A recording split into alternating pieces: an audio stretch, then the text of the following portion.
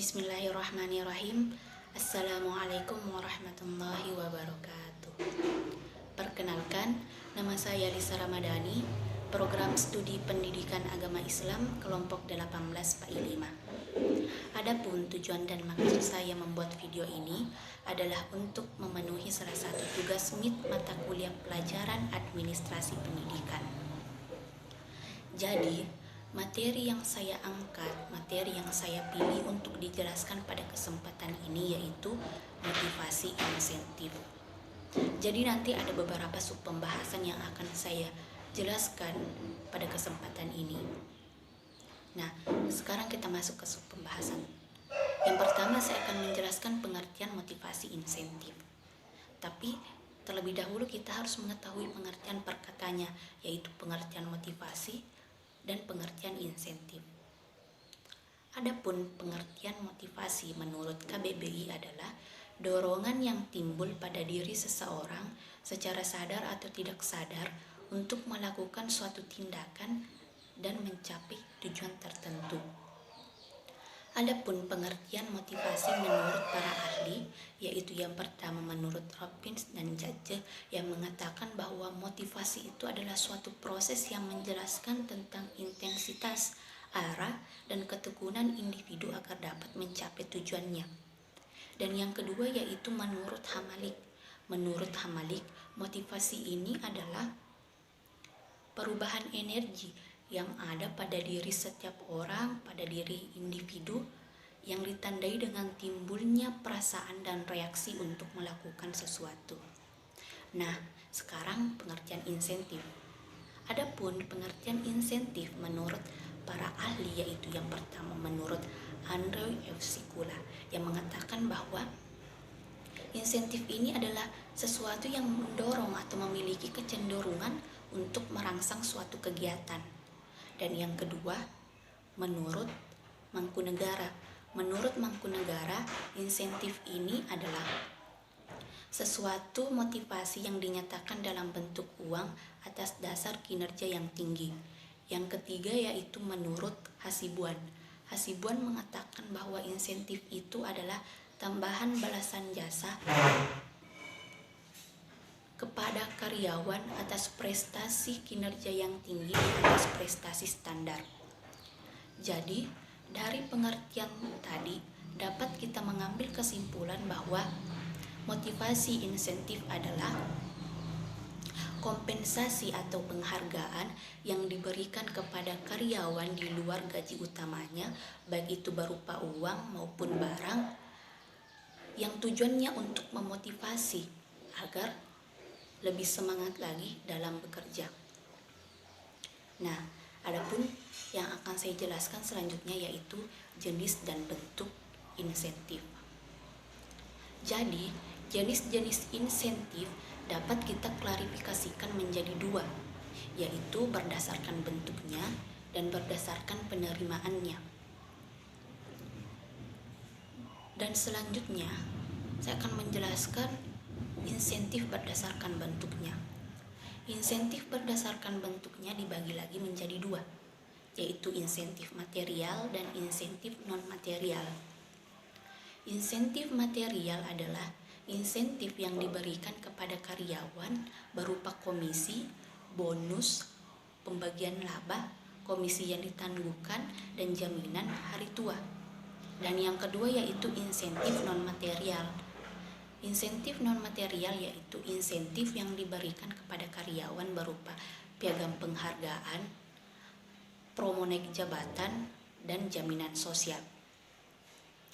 Adapun jenis insentif berdasarkan penerimaannya dibagi menjadi tiga, yaitu yang pertama, individual insentif. Individual insentif ini adalah insentif yang diberikan kepada karyawan, kepada individunya untuk meningkatkan motivasi kerjanya atas prestasi kerja yang tinggi. Dan yang kedua yaitu grup insentif. Grup insentif ini adalah insentif yang diberikan kepada karyawan sesuai dengan standar dari masing-masing kelompok. Dan yang terakhir yaitu plain white insentif. Adapun plain white insentif ini adalah insentif yang diberikan kepada semua karyawan sesuai dengan kriteria pembayaran yang telah ditentukan. Selanjutnya, saya akan membahas bentuk-bentuk insentif. Menurut Koons, ada 3 bentuk insentif. Yang pertama, insentif dalam bentuk uang, dan yang kedua, insentif dalam bentuk lingkungan yang baik, dan yang terakhir, insentif dalam bentuk partisipatif. Nah, saya akan jelaskan terlebih dahulu apa itu insentif dalam bentuk uang. Jadi, insentif dalam bentuk uang yaitu pada umumnya semua karyawan atau semua pekerja memilih untuk diberikan insentif dalam bentuk uang. Kenapa demikian? Karena hal ini berdasarkan rutinitas atau realisasi kehidupan para karyawan atau para pekerja yang lebih baik dari sisi keuangan. Jadi insentif dalam bentuk uang ini juga menambahkan motivasi atau menemukan motivasi untuk semangat dalam bekerja.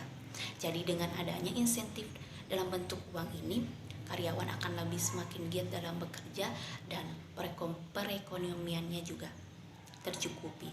Dan yang kedua adalah insentif dalam bentuk lingkungan yang baik. Tentunya lingkungan yang baik semua diimpikan oleh para pekerja atau karyawan. Kenapa demikian? Karena lingkungan yang baik membuat para pekerja atau karyawan itu merasa nyaman sehingga dapat meningkatkan efektivitas dalam bekerja dan semangat dalam bekerja.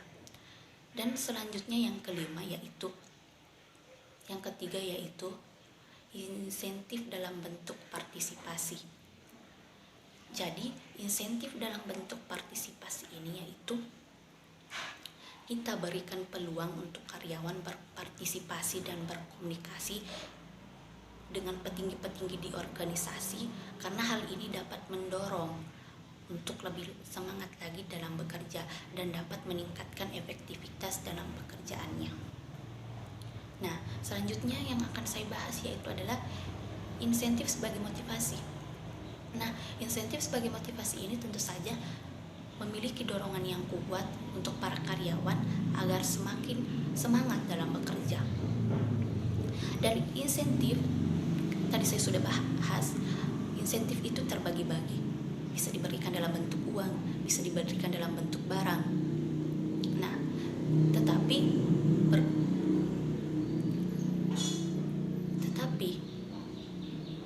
insentif yang lebih dipilih yaitu insentif dalam bentuk uang. Kenapa? Karena bisa mengangkat derajat sosial dan bisa mensejahterakan. Adapun insentif yang efektif sebagai motivasi kerja ada 5. Yang pertama yaitu insentif sangat berharga bagi pekerja, insentif diberikan dalam waktu yang memadai, insentif diberikan dalam bentuk yang adil atau wajar, insentif diberikan sesuai dengan barang yang disukai, insentif diberikan dalam waktu yang tepat. Jadi maksud dari kelima ini yang pertama itu adalah intensif berharga bagi pekerja. Jadi maksudnya insentif ini ada manfaatnya bagi pekerja, dan yang kedua diberikan dalam jumlah yang memadai. Misalnya sesuai dengan kontrak kerja, sesuai dengan apa yang sudah diatur. Dan yang ketiga diberikan dalam waktu yang tepat, jangan ditunda-tunda. Dan yang keempat diberikan sesuai dengan barang yang disukai. Maksudnya kalau janganlah uang terus, kasihlah barang. Misalnya karyawan itu tidak mempunyai handphone, maka kita sebagai petinggi organisasi kita memberikannya handphone. Dan yang kelima yaitu kita berikan secara adil atau wajar, kita tidak membeda-bedakan. Jadi mungkin itulah yang sempat saya jelaskan pada kesempatan ini. Lebih dan kurangnya mohon dimaafkan. Assalamualaikum warahmatullahi wabarakatuh.